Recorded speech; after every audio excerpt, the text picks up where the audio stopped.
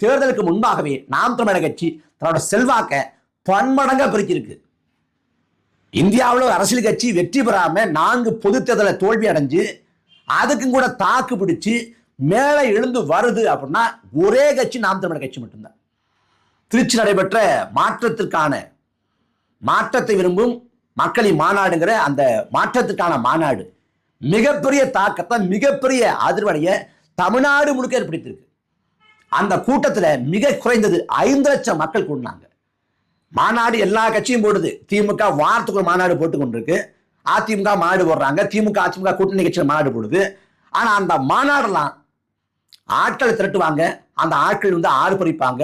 கூட்டம் முடிஞ்ச பிறகு கரும்பை போய் இழுப்பான், இல்ல வாழைத்தாரம் எடுப்பான், இல்ல உப்பு பாக்கெட் எடுப்பான், இல்ல தண்ணி எடுத்துட்டு போவான், இல்ல அரிசி முட்டையை தூக்குவான். இப்படி எல்லாத்தையும் பண்ணுவான்.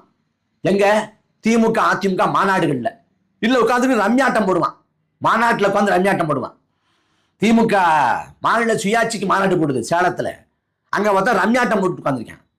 எனக்கு ரம்யாட்டம் போட்டலாம் வியப்பு இல்லை. மாநாட்டுக்கு போனா ரம்யாட்டம் போடலாம், நமக்கு கம்பெனிக்கு ஆள் வருவாங்கன்னு அவன் கணக்கு பண்ணி அந்த சீட்டு கட்ட கொண்டு போயிருக்கான் பாருங்க. அவன் எத்தனை மாநாட்டில் சீட்டாட்டம் ஆடிருப்பான், எவ்வளவு கடலாம் ஆடிருப்பான். அப்படிதான் நடக்குது.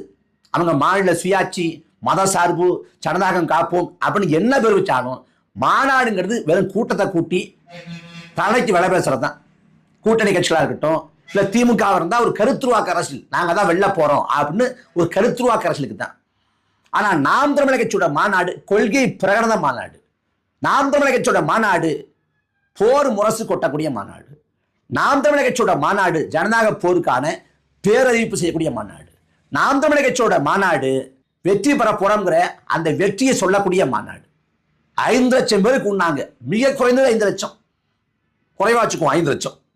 5 லட்சம் பேரும் ஒரே அலைவரிசை இல்லை, ஒரே மாதிரி கட்டுக்கோப்போட ஒழுங்கோட நேர்த்தியோட, எந்த சலசலப்பும் இல்லாம, சச்சரவும் இல்லாம, எந்தவித கூச்சல் இல்லாம, இடையூறு இல்லாம பொதுமக்கள், குழந்தைகள், மாற்றுத்திறனாளிகள், முதியவர்கள், பெண்கள் அப்படின்னு எல்லா தரப்பு மக்களும் அப்படி வந்து கலந்துக்கிட்டு அப்படி கலைஞ்சு போனாங்க.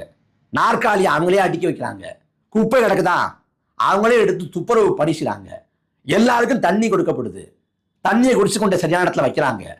அங்க வந்து புத்தக கடை போடப்பட்டிருக்கு, புத்தக கடைகள்ல புத்தகம் வாங்குறாங்க. புத்தகம் வாங்க முடியல, இணைய சிக்கலா இருக்குது, இணையம் வந்து தடைபட்டு போச்சுன்னா நீங்க புத்தகம் வாங்கிட்டு போங்க, நாளைக்கு காசு கொடுத்தா போதும், நீங்க படித்தாலே வாங்குறீங்க, நீங்க வாங்கி கொண்ட படிங்க, காசு கூட அப்புறம் கொடுத்துக்கலான்னு அண்ணன் சரவணன் தங்கப்பா இலவசமா கொடுத்தாங்க. இலவசம்னா நம்பிக்கை